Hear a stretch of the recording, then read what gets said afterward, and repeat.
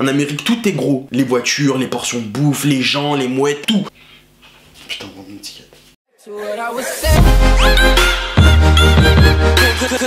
Salut à tous, c'est qui? C'est ton boy Johan Paps qui revient avec une nouvelle story time. Je viens de vous demander en fait sur Snap quel genre de vidéo vous voulez voir sur ma chaîne et vous êtes nombreux à m'avoir répondu juste story time. C'est vrai que des story time j'en ai pas fait beaucoup sur ma chaîne, mais j'ai l'impression que je sais pas, ma vie c'est de la merde en fait, donc je vois pas pourquoi je vais la raconter. Mais bon, vous venez de me convaincre de l'inverse. Aujourd'hui je me suis dit on va faire un story time qui sort un peu de l'ordinaire. Je vais vous raconter une expérience qui m'est arrivée il y a pas très longtemps. Donc c'est parti, on commence tout de suite. Alors, pour ceux d'entre vous qui le savent, dans le cadre de mes études, je suis parti pas mal de fois aux États-Unis. Donc, je suis parti en tout 3 fois. La toute première fois, je suis parti en 2014. Ouais, en 2014. Mais l'aventure qui m'est arrivée, ça s'est passé la deuxième fois que j'y suis allé. Donc, c'était en 2015. Ouais, début 2015, quand il y avait eu les attentats à Charlie Hebdo et tout. Donc à ce moment-là, quand j'étais aux États-Unis, j'habitais à Los Angeles. Et donc moi, je travaillais là-bas dans une entreprise de relations publiques. C'était trop bien. Enfin, on avait fait le lancement de l'émission Rich Kids of Beverly Hills, je sais pas si vous connaissez. On avait fait des events avec Kendall Jenner et tout. Enfin, une vie de rêve. Et puis je suis revenu ici, je mangeais du thon à la catalane dans mon lit. Quand j'étais là-bas, je traînais avec des gens, des Américains en fait. Et je sais pas si vous le savez, mais à Los Angeles, enfin en Californie en général, dans l'état de la Californie, le cannabis est légal. Donc c'est une herbe médicale pour eux. Donc en fait, il n'y a pas de dealer, tu sais, tout comme en France. Enfin, il y en a, je vais pas mentir, il y en a. En gros, là-bas, c'est légal, donc si t'as une prescription du médecin, t'as une espèce de carte spéciale, une carte médicale, et ben tu te rends dans ce qu'ils appellent des dispensaries, enfin des dispensaires, comme une espèce de pharmacie, mais avec que des produits à base de cannabis dedans. Tu peux acheter de la bœuf, mais tu peux aussi acheter genre des bonbons, des sucettes, des chocolats, du miel, du Nutella à la bœuf, des trucs qui sont hyper concentrés en THC quoi. Et donc, moi, quand j'étais à Los Angeles, je traînais avec des gens qui étaient plus vieux que moi, qui avaient, on va dire, 22... Moi j'avais 19 ans je crois en 2015, 18 ou 19 ans. Ouais je crois que j'avais 19 ans. Donc je traînais avec des gens qui avaient 1 ou 2 ans de plus que moi, donc des Américains qui travaillaient aussi là-bas. On va les appeler comment? On va les appeler... On va dire Jason et Taylor. J'ai l'impression que tous les Américains s'appellent Taylor. Donc je traînais hyper souvent avec Jason et Taylor parce que en fait on se connaissait déjà de base sur Instagram et tout. En fait moi j'avais capté plein de gens d'Instagram quand j'étais là-bas. Donc je traînais grave avec eux tout ça et tout. Et ils travaillaient sur une avenue qui s'appelle Melrose, dans une boutique de vêtements. Melrose c'est un peu genre où il y a toutes les boutiques un peu indépendantes et tout. Enfin il y a plein de magasins, plein de friperies, plein de trucs comme ça. C'est genre vraiment l'avenue... de Los Angeles où il y a le plus de boutiques intéressantes, enfin je trouve personnellement. Donc ils travaillent dans une boutique comme ça et tout. Et donc je les voyais souvent tout ça. Un matin je me lève, je reçois un message de Taylor qui me dit, en anglais bien évidemment, je suis pas là pour faire Affida Turner. Allô? C'est un truc de dingue, genre il y a personne qui m'appelle dans le mois, et au moment où je filme une vidéo, il y a 50 personnes qui m'envoient des textos et qui m'appellent. Bref, je sais même plus où j'en étais dans mon histoire. Oui, donc je me lève un matin et je reçois un message de Taylor qui me dit Johan, je vais faire un petit dîner ce soir avec 2-3 potes, est-ce que ça te dirait de venir? Donc moi, on m'invite à manger, à quelle heure je vais pas venir? Donc je dis bah oui, pas de soucis et tout, je viendrai, j'amènerai à boire du jus de grenade. Voilà, donc je vais travailler la journée et tout. Le soir, je rentre chez moi, donc je vais me préparer et tout. Je vais faire des courses à Ralph. J'achète à boire parce que mon mort de rire, à quelle heure je vais arriver les mains vides chez les gens, non? Donc je vais acheter une boisson et je prends mon Uber et j'y vais. Donc j'arrive chez lui. Il habite pour ceux qui sont déjà allés à Los Angeles, en face du Groove, enfin le centre commercial Le Groove, il y a des petites maisons qui s'appellent Palazzo, un truc comme ça. J'ai oublié le nom. Des résidences privées avec des petits appartements dedans, enfin voilà. Donc j'étais allé les rejoindre là-bas et tout. Donc se passe le dîner et tout ça. Et c'était un vendredi soir, je m'en souviens. Donc ils nous avaient fait à manger, ils nous avaient fait des mac and cheese et tout. Ils nous avaient fait un plat genre un peu la soul food américaine, je m'en rappelle.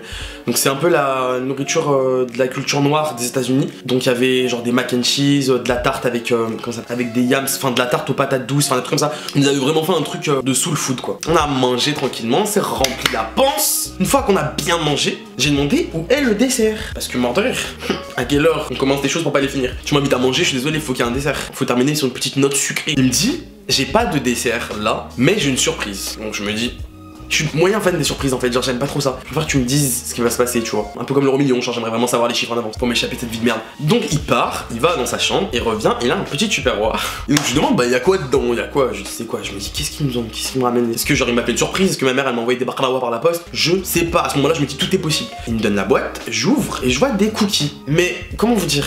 Je savais que ces cookies n'étaient pas normaux. Parce que quand j'ai ouvert la boîte, quand j'ai ouvert le tupperware, ça a embaumé toute la pièce. Ça sentait le Bronx, je me suis dit, c'est pas normal. Et donc il m'a dit, oui, donc voilà, c'est des cookies que j'ai pris à mon dispensaire et tout. Tu verras, ils sont hyper bien. Mais par contre, fais attention, ne mange-en qu'un seul bout. Pour moi, j'étais naïf, je me suis dit, bon, bah, mort de rire. Je me disais, c'était comme les sucettes à la bœuf à Londres et tout, genre, tu prends, ça fait rien, c'est pas vrai, c'est juste un petit peu le goût, genre, mais ça fait rien, ça fait aucun effet. Donc je les prends, je dis, bah merci, c'est grave gentil. Donc la soirée se passe, la soirée se termine et tout, et après je rentre chez moi. Le lendemain, je me réveille, je m'en rappellerai toute ma vie. Je me suis levé, genre aux alentours alentours de 10-11 h et je me suis dit bon bah c'est 11 h, j'ai faim, il y avait rien à manger chez moi et je vois le petit Tupperware posé sur ma table de ma cuisine, donc je me dis je vais les jeter dans mon ventre. J'ouvre la boîte, donc il y a toujours cette odeur qui embaume tout mon appartement. Dieu merci, il n'y avait pas mon coloc ce jour-là en plus, et je prends un cookie, donc c'est des cookies, enfin en apparence c'était normal quoi, c'était tout simplement des cookies genre marron au chocolat avec des pépites de chocolat, et je croque un bout, j'attends 5 minutes, 10 minutes, 15 minutes.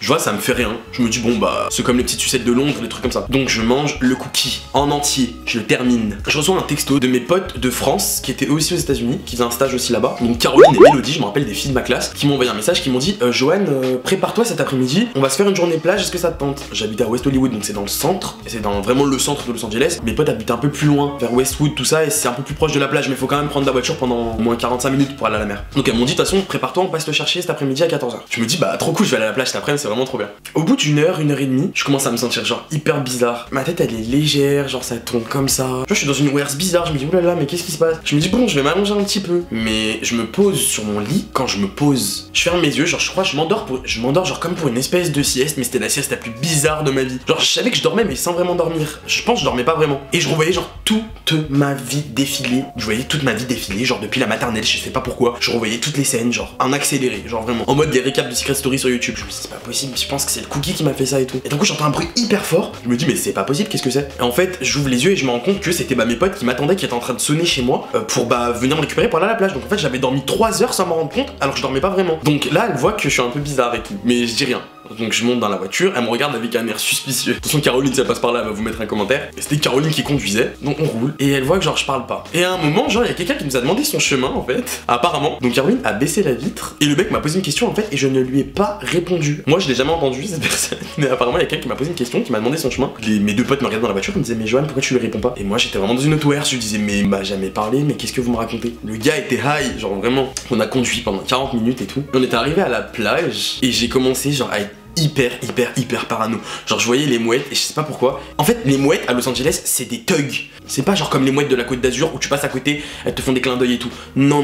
Les mouettes à Los Angeles c'est vraiment genre les Tony Montana des mouettes. Elles arrivent vers toi. On avait fait un pique-nique, on avait mis genre des serviettes et tout, on était en train de faire le pique-nique de manger. Les mouettes seulement elles te regardent. D'abord elles vont regarder toutes leurs copines comme ça. Elles vont se faire un langage codé, elles vont venir à 4 comme ça, elles vont venir manger ton piqué croque. Elles vont venir manger tes Oreos sans même te demander. Donc moi je les voyais, j'étais pas serein. Je voyais des mouettes là, puis c'est des mouettes gros calibre. En Amérique tout est gros. Les voitures, les portions de bouffe, les gens, les mouettes, tout. Et leurs mouettes là on dirait des tanks. Elles venaient, elles étaient autour de nous.